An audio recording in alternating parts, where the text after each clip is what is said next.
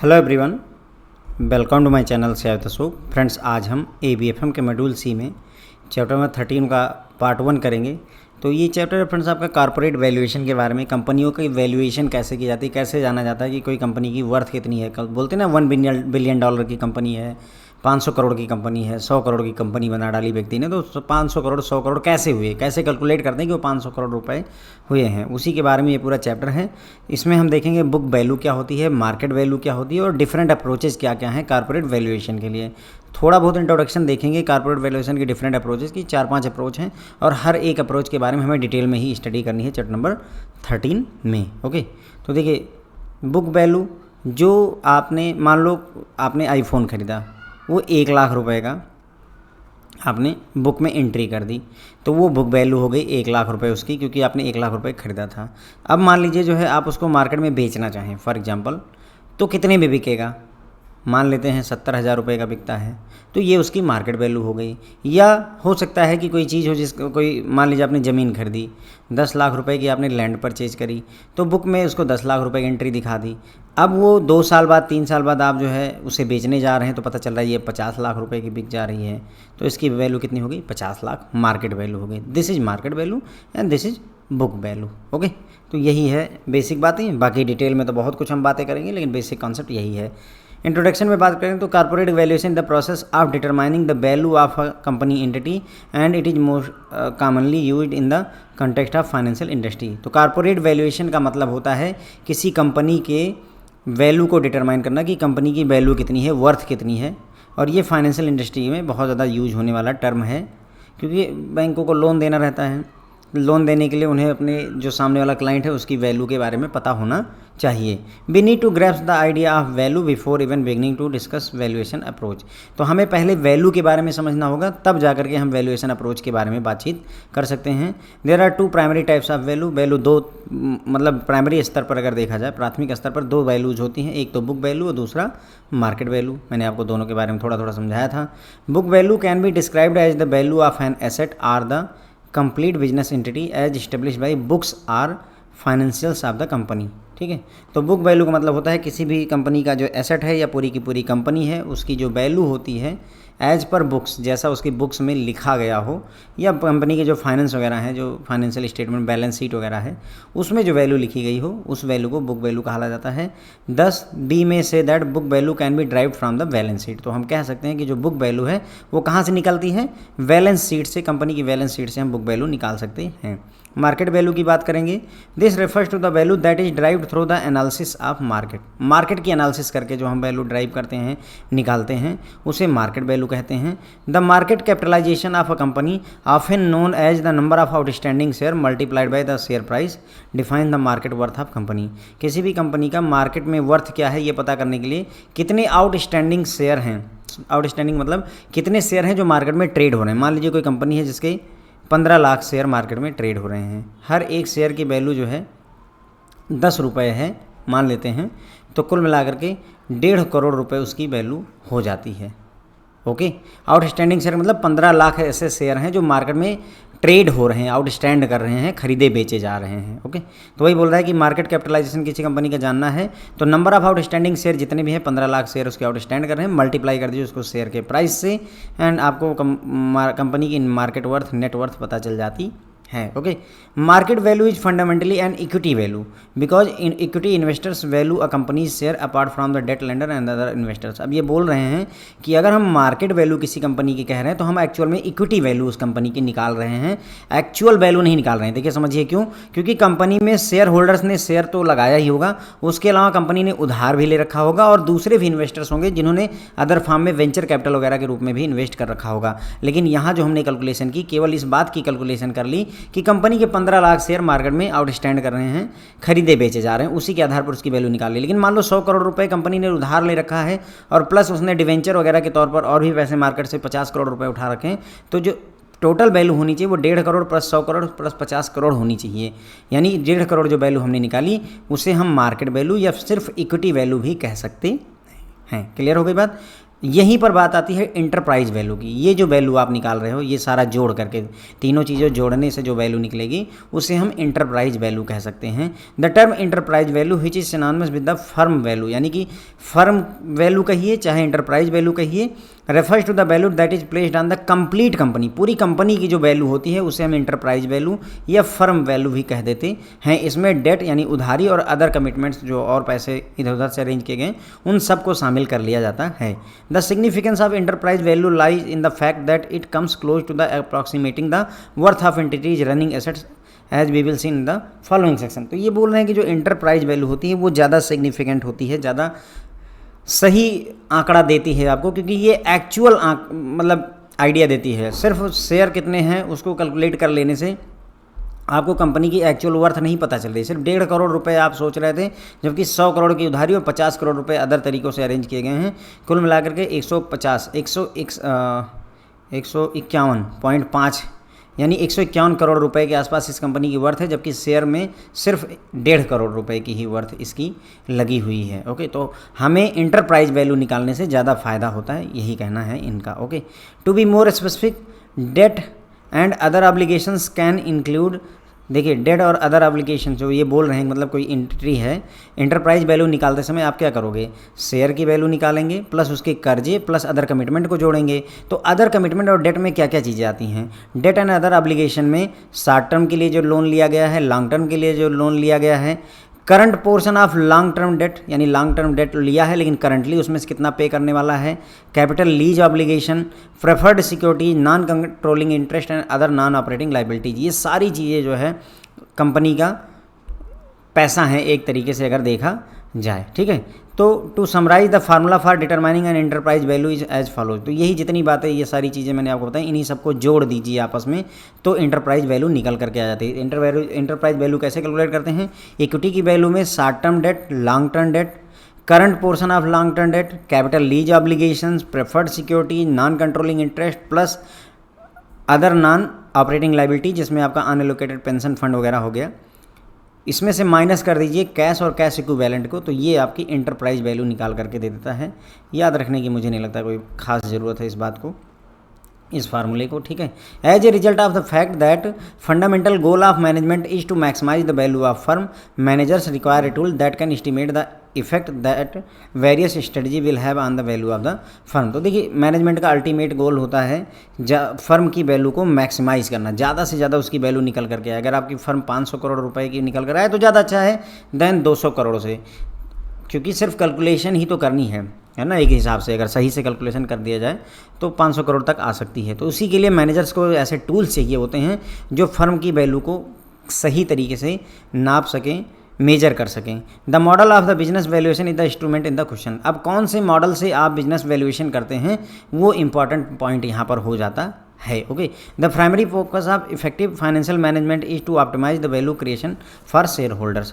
जो financial management का, effective financial management का जो फोकस होता है वो होता है कि हम शेयर होल्डर के लिए वैल्यू क्रिएट करें, यानी शेयर होल्डर्स को उनके शेयर की वैल्यू बढ़े, उनका जो डिविडेंड है वो उनके लिए बढ़ करके उनको मिले। If management can not increase the value of shareholders they are going to hold the management accountable. अब अगर मान लीजिए मैनेजमेंट किसी वजह से शेयर होल्डर्स के लिए वैल्यू नहीं इंक्रीज कर पाता है तो वो मैनेजमेंट को, यानी कि जो शेयर होल्डर्स हैं वो मैनेजमेंट को जिम्मेदार ठहराएंगे कि तुम्हारी मूर्खता की वजह से ये काम नहीं हो पा रहा है, ध्यान दो, कंपनी को सही से चलाओ। Okay, as a result the top management and all senior managers are required to have an understanding of what factors into value and how to quantify it. अब इन सभी वजहों से क्या होता है कि जो टॉप मैनेजमेंट होता है और जितने भी सीनियर मैनेजर्स होते हैं उन सभी को पूरा जोर देना पड़ता है कि हम किसी भी तरीके से करके अपनी ऑर्गेनाइजेशन की वैल्यू को बढ़ाएं।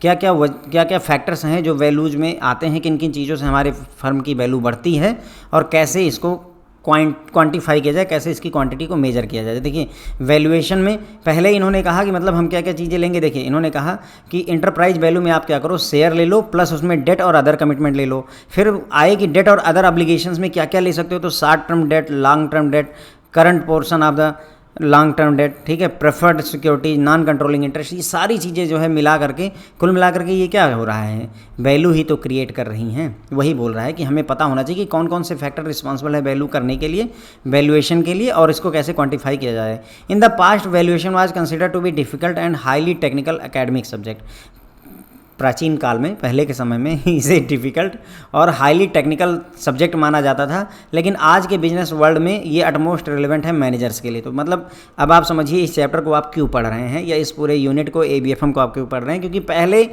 किसी कंपनी का वैल्यूएशन करना डिफ़िकल्ट टास्क माना जाता था, टेक्निकल एकेडमिक सब्जेक्ट माना जाता था, लेकिन अब ऐसा नहीं रह गया है। अब मैनेजर के लिए ये बहुत इंपॉर्टेंट हो जाता है। तो हर मैनेजर को इस बात की समझ होनी चाहिए, क्योंकि आप मैनेजर हैं या होने वाले हैं, तो इसलिए आपको ये समझना जरूरी हो जाता है। As a result of increase globalization and economic liberalization, businesses are placing greater emphasis on capital market. अब चूँकि वैश्वीकरण हो रहा है, दुनिया भर की कंपनियां एक दूसरे के देश में बिजनेस कर रही हैं, साथ ही साथ में इकोनॉमी भी हमारी जो है उदारीकरण की नीति में गई हुई है, जिससे विदेशी वगैरह लोग भी हमारे देश में इन्वेस्टमेंट कर पाते हैं। तो इस वजह से क्या हो रहा है, जो आजकल के बिजनेस है वो कैपिटल मार्केट पर ज़्यादा जोर दे रहे हैं, मर्जर इक्विजिशन पर जोर दे रहे हैं, या अदर फॉर्म जो कॉर्पोरेट रीऑर्गेनाइजेशन के हैं वो आजकल कॉमन होते जा रहे हैं। Strategic alliances are becoming more prevalent. आजकल मतलब कहने का मर्जर इक्विजिशन बहुत हो रहा है, ठीक है, स्ट्रेटजिक अलायंसेस की जा रही है, एक कंपनी दूसरी कंपनी के साथ में जुड़ रही है। Employ stock options are multiplying, यानी कि ज़्यादातर कंपनियां एम्प्लॉय स्टॉक ऑप्शंस ऑफर कर रही हैं। Regulatory bodies are having difficulty determining appropriate tariff levels. इसकी वजह से क्या हो रहा है कि रेगुलेटरी बॉडीज़ के लिए प्रॉब्लम क्रिएट हो रही है चीज़ों को कंट्रोल कर पाना। When carrying out these task, one of the most important question to ask is, जब भी आप ये एक्टिविटी कर रहे हो यानी वैल्यूएशन कर रहे हो, तो उसमें क्या इंपॉर्टेंट क्वेश्चन पूछना चाहिए अपने आप से, how should the value of firm or a part thereof be evaluated. कैसे एक फर्म की वैल्यू को हम इवेल्युएट करेंगे, या उसके पार्ट को कैसे इवेल्युएट करेंगे। पूरी फर्म की वैल्यूएशन करनी है या किसी पर्टिकुलर एक डिपार्टमेंट की वैल्यूएशन करनी है, तो कैसे करेंगे। Okay, the estimation of the companies true worth in the current market is primary objective of the valuation, यानी कि कंपनी की जो ट्रू वर्थ है उसके बारे में जानकारी लेना ही प्राइमरी ऑब्जेक्टिव होता है वैल्यूएशन का। यानी कि ऐसा नहीं उल्टी सीधी डिटेल्स नहीं देनी है, कंपनी 10 करोड़ की है और उसका वैल्यूएशन 1000 करोड़ किए बैठे हैं, वो नहीं करना है। Okay, it is therefore necessary to define fair market value and a company in the beginning itself. तो इसलिए ज़रूरी हो जाता है कि हम फेयर मार्केट वैल्यू क्या होती है वो समझें, कंपनी क्या होती है ये समझें, तभी आगे बढ़ेंगे।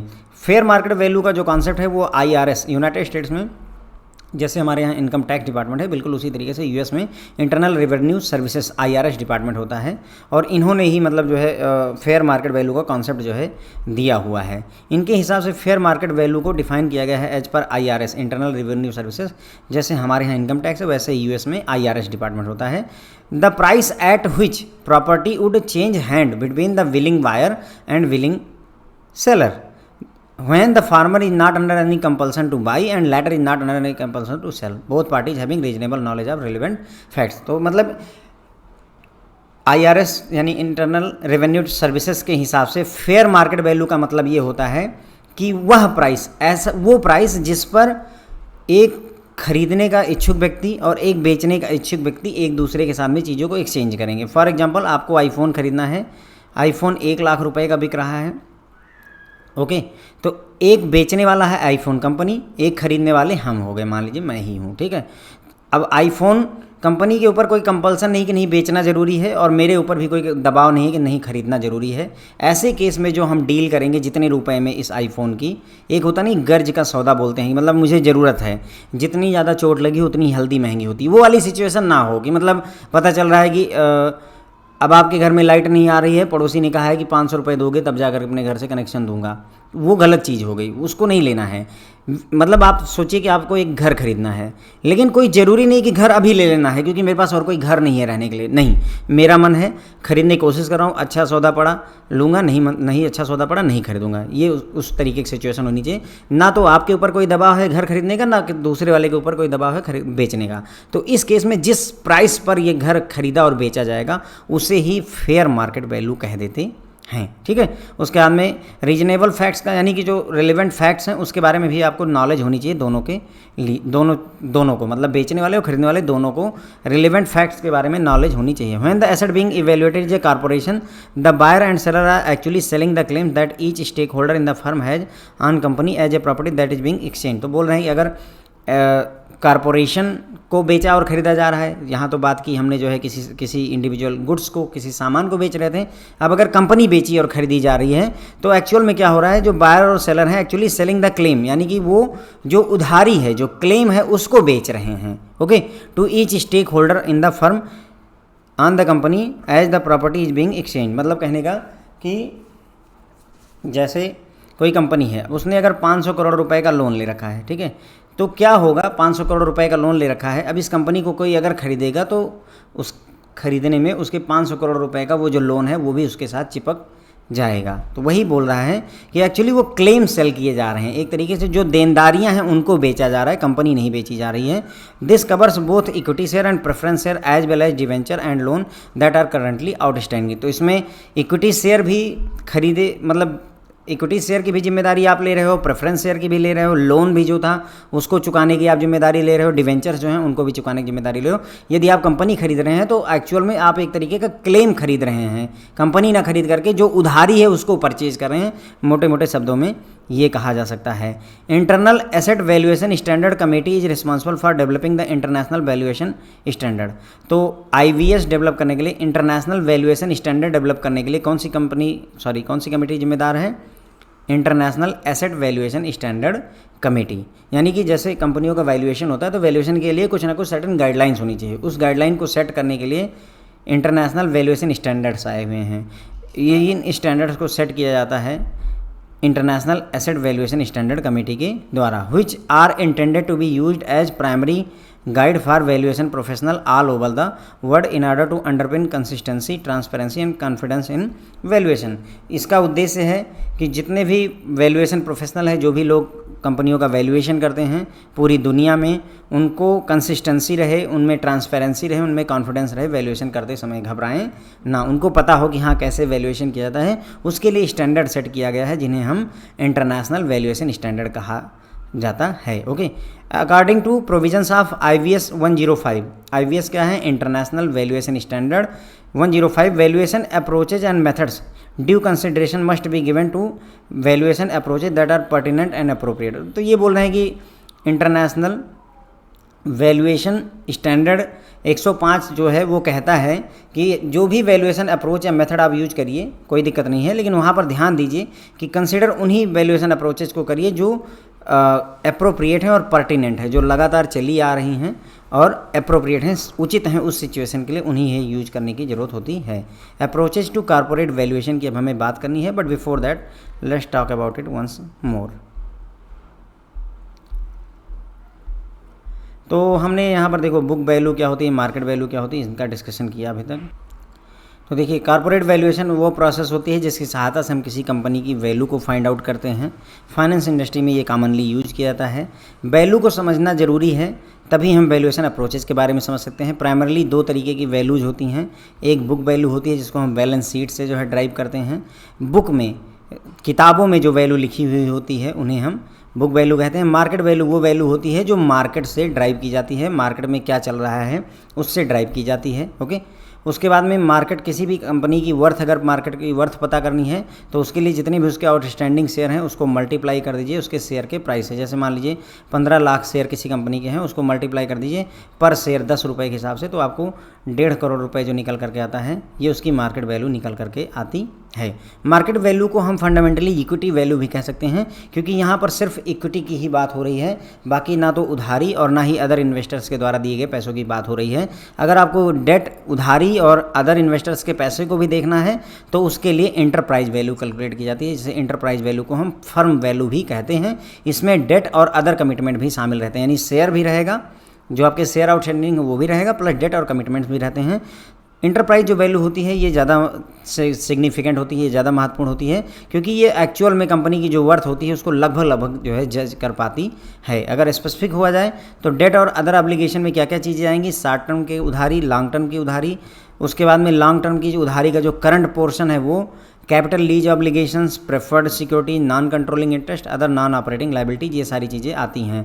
तो अगर हम इंटरप्राइज वैल्यू के लिए फार्मूला देखें तो equity value plus short term debt plus long term debt plus current portion of long term debt, capital lease obligation, preferred security, non controlling interest, other non operating liabilities में unallocated pension fund, और उसमें से बस केवल cash और cash equivalent को हमें घटा देना होता है, बाकी सारी चीज़ें हमें यहाँ पर जोड़ लेनी होती है। ठीक है, अब देखिए हमारा उद्देश्य क्या होता है या मैनेजमेंट का उद्देश्य होता है कि फर्म की वैल्यू को मैक्सिमाइज़ करना। ओके, तो ऐसे में मैक्सिमाइज़ करने के लिए जो है मैनेजर्स के पास कोई ना कोई टूल होना चाहिए जिनकी सहायता से ये फर्म की वैल्यू को अच्छे से ज्ञात कर सके और उसे मैक्सिमाइज भी कर सकें। सवाल ये होगा कि हम कौन सा बिजनेस वैल्यूएशन मॉडल यहाँ पर यूज करते हैं, उसी के आधार पर ही फर्म की वैल्यू डिसाइड होती है। यानी कि अगर हम इक्विटी वैल्यू कैलकुलेट करते हैं, है ना, तो उसमें वैल्यू अलग आएगी। अगर हम इंटरप्राइज वैल्यू निकालते हैं तो उसमें वैल्यू अलग आ जाएगी।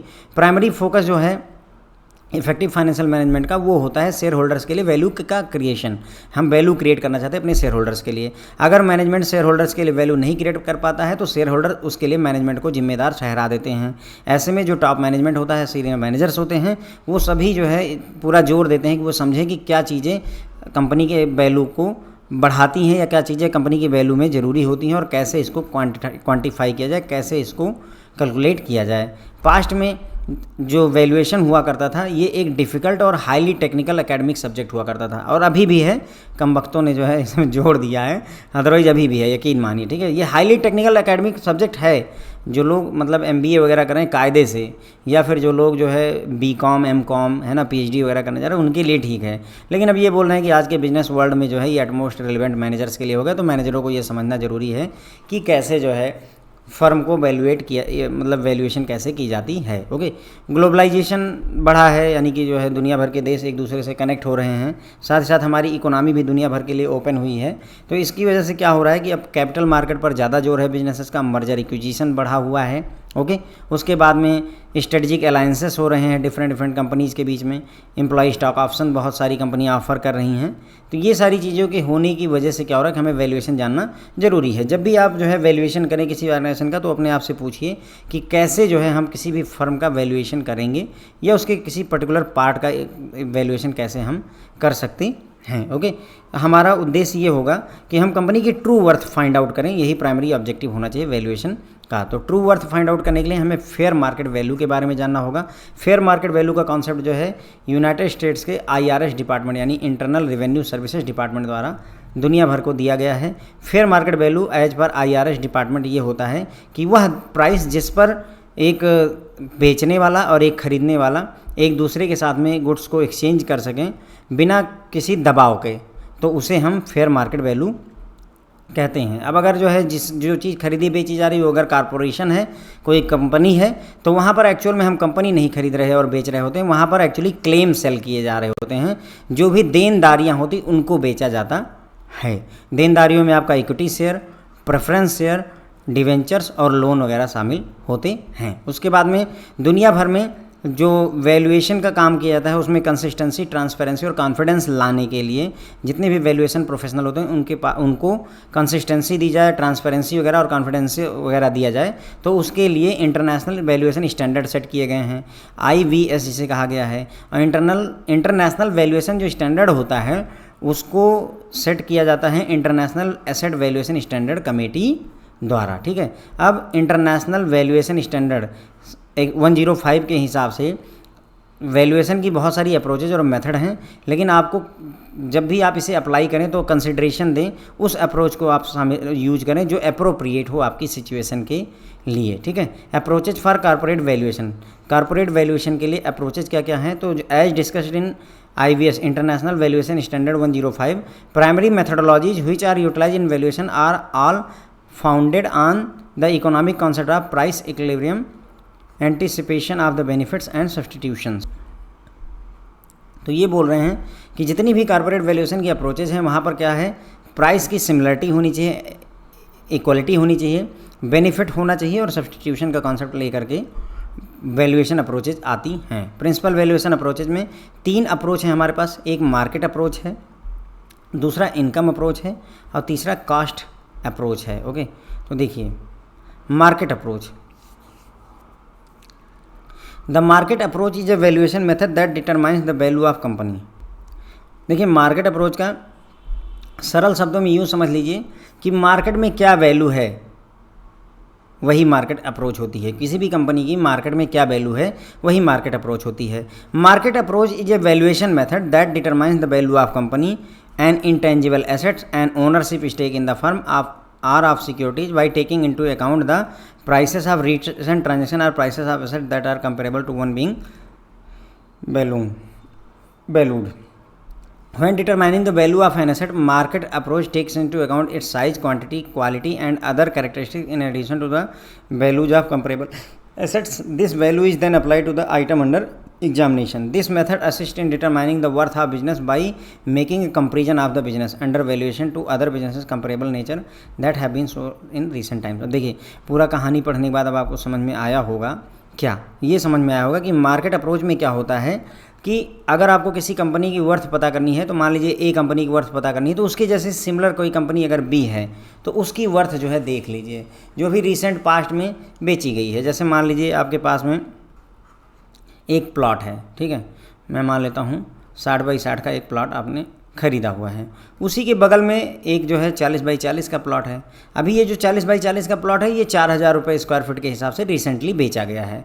तो बट ऑब्वियस सी बात है, आप भी जो है कोशिश यही करोगे कि अगर ये बगल वाला जो है 4,000 रुपये स्क्वायर फीट में बेचा है तो मैं भी जो है 4,000 रुपये स्क्वायर फीट में कम से कम बेचूँ। यही है मार्केट अप्रोच। तो वही बोल रहा है कि जब भी आपको किसी एसेट की वैल्यू पता करनी है तो मार्केट अप्रोच क्या करती है कि उसका साइज, कितनी क्वांटिटी है, कैसी क्वालिटी है और अदर कैरेक्टरिस्टिक्स को जो है ध्यान में रखा जाता है। In addition to value of comparable asset, यानी कि कंपेयर करने वाले एसेट की तो वैल्यू ध्यान में रखी जाती है। उसके अलावा जो आपका एसेट है, यानी कि जो ये जो लैंड बेची गई है इसको तो ध्यान में रखेंगे कि हाँ 4,000 रुपये स्क्वायर फीट है, लेकिन आपकी भी लैंड के बारे में कॉर्नर का प्लॉट है, क्या है ना, गेटेड है नहीं गेटेड है, इस तरीके की बातें और चीज़ें वहाँ पर देखी जाती हैं। This value is then applied to item under examination. फिर क्या होती है, ये सारी जो ये साइज, क्वांटिटी, क्वालिटी, ये सारी चीज़ें हैं ये हम अप्लाई करते हैं अपने उस आइटम पर जिसको हम एग्जामिन कर रहे होते हैं। ठीक है, इससे क्या होता है कि बिजनेस की वर्थ जो है पता चल जाती है। By making the comparison of the business, हम ये क्या करेंगे, एक बिजनेस जो कि उसके जैसा ही है उससे कंपेयर करते हैं, वही बता रहा है। और अदर बिजनेस कंपेरेबल नेचर, यानी कि एक बिजनेस को जो दूसरे बिजनेस से कंपेयर किया जाता है कंपेरेबल नेचर के होने चाहिए जो कि रिसेंट टाइम में सोल्ड किया गया है।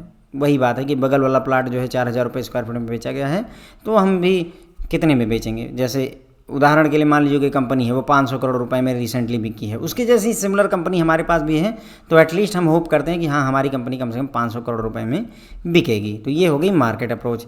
इनकम अप्रोच में क्या होता है, While valuing a company, the income approach is utilized to determine the present or current value of the company's expected future earning or cash flow। Income कितनी होगी ये इनकम अप्रोच देखता है। सोचिए आज से एक साल बाद हम 500 करोड़ रुपए कमाने वाले हैं तो ये 500 करोड़ रुपए की अभी प्रेजेंट वैल्यू क्या है, करंट टाइम पे इसकी वैल्यू क्या होगी। आज से 2 साल बाद हम 500 करोड़ रुपए पाने वाले तो इस 500 करोड़ की आज की प्रेजेंट वैल्यू क्या है, यही कैलकुलेट करना इनकम अप्रोच का मेन लक्ष्य होता है। When valuing a company, income approach is utilize to determine the present and current value. Present value या करंट वैल्यू फ्यूचर अर्निंग का, भविष्य में जो भी कैश फ्लो होने वाला है उसका प्रेजेंट वैल्यू क्या है उसी को कैलकुलेट करना ही इनकम अप्रोच का सिस्टम होता है। The net operating income, net operating income कैसे कैलकुलेट की जाती है इस आने वाले लेक्चर्स में हम देखेंगे। Of the company is determined using this method and then figure is divided by rate of capitalization. तो पहले हम नेट ऑपरेटिंग इनकम कैलकुलेट करते हैं और फिर उसका जो भी रिजल्ट आता है उसको जो है रेट ऑफ कैपिटलाइजेशन से डिवाइड कर देते हैं। फिर आती है कास्ट अप्रोच। कास्ट अप्रोच भी कहते हैं और कई जगहों पर फ्रेंड्स इसको एसेट अप्रोच भी कहा जाता है, इसे एसेट बेस्ड अप्रोच भी कहा जाता है। तो कास्ट अप्रोच क्या कहती है कि एसेट में से लाइबिलिटी को घटा दीजिए, जो बचता है वही कास्ट अप्रोच का कॉन्सेप्ट होता है। The cost approach which is also known as asset based approach is able to extract value of combining the fair market value of the company's net asset. तो मतलब कंपनी के जो net asset हैं उनकी fair market value determine करने में cast approach use की जाती है, इसे एसेट बेस्ड अप्रोच भी कहा जाता है।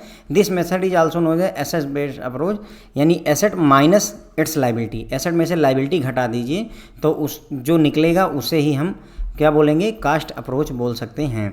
इन layman term this methodology has a tendency to determine the worth of firm on the basis of value of asset held by the business.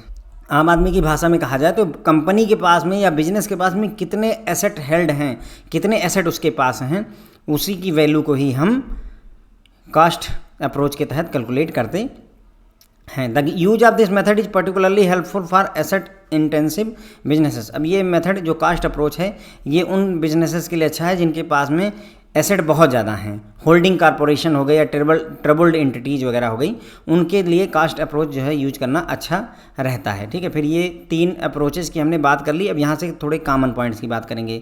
Each of these methods of valuation contains a variety of specific application procedure that are distinct from one another. तो मतलब बोल रहे हैं कि मतलब जितने भी तीनों मेथड्स हैं इन मेथड में अलग अलग इनके एप्लीकेशन प्रोसीजर्स होते हैं और जो एक दूसरे से अलग होते हैं। When picking ways and methodologies for valuation of an asset the objective is to locate approach that is most suitable for specific condition at hand. अब आपको कौन सा मेथड यूज करना है, आपको इनकम अप्रोच यूज करनी है, आपको मार्केट अप्रोच यूज करनी है, आपको कास्ट बेस्ड अप्रोच यूज करनी है, वो डिपेंड करेगा स्पेसिफिक कंडीशंस पर। जिस भी सिचुएशन जिस तरीके की कंपनी होगी उसमें से वो मेथड आपको अप्रोप्रिएटली चूज करना होगा। There is no one approach that is appropriate for use in each and every scenario. कोई ऐसा मेथड नहीं है जो हर एक सिनेरियो में फिट बैठ जाए। डिपेंडिंग अपॉन अलग अलग जगहों पर अलग अलग क्राइटेरिया के हिसाब से आप मेथड को यूज करेंगे। अब जब भी आपको सेलेक्ट करना है कि कौन सा हम मेथड यूज करें तो कुछ चीज़ें आपको दिमाग में रखनी होगी जिसके बारे में हमें यहाँ पर अभी डिस्कस करना है। ठीक है, तो यहाँ हमने बात की अप्रोचेज टू कॉर्पोरेट वैल्यूएशन। तो इंटरनेशनल वैल्यूएशन स्टैंडर्ड 105 के हिसाब से जितने भी वैल्यूएशन की टेक्निक है वहाँ पर concept of price equilibrium use होता है, बेनिफिट का एंटिसिपेशन होता है और सब्सटीट्यूशंस को यूज किया जाता है। यहाँ पर 3 अप्रोच है। मार्केट अप्रोच क्या करती है, एक तरीके से कास्ट कंपैरिजन अप्रोच होती है। इसमें क्या होता है कि जो भी एसेट आप बेचने वाले हैं उसके जैसा सिमिलर, यानी जो कंपनी आप बेचने वाले हैं उसके जैसी कंपनी अगर रिसेंट में बिकी हुई है तो उसको जो है इसके साथ कंपेयर किया जाता है और उसके हिसाब से मार्केट प्राइस कैलकुलेट किया जाता है। जैसे एक कंपनी है जो 500 करोड़ रुपए में बेची गई है, ए के जैसी ही है अगर वो कंपनी, तो हम ए कंपनी में 500 करोड़ रुपए की एक्सपेक्टेशन करते हैं। लेकिन कुछ और भी चेंजेस करेंगे। जैसे ये कंपनी हो सकता है इसमें अगर सोचो 1 लाख एम्प्लॉय थे, इसमें हो सकता है 50,000 एम्प्लॉय ही हों। तो भाई अगर 1 लाख एम्प्लॉय थे, यहाँ 50,000 एम्प्लॉय हैं तो कुछ घट जाएगा।